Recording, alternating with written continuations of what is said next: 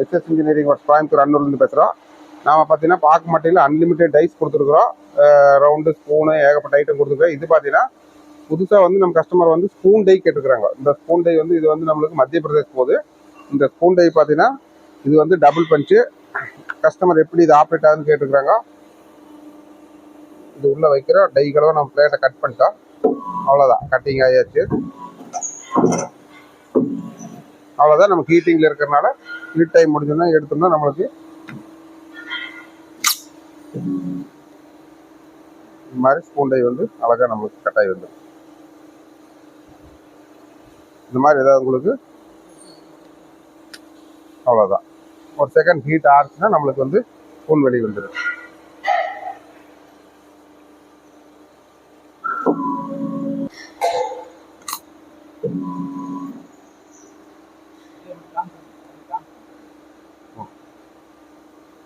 நன்றி, வணக்கம்.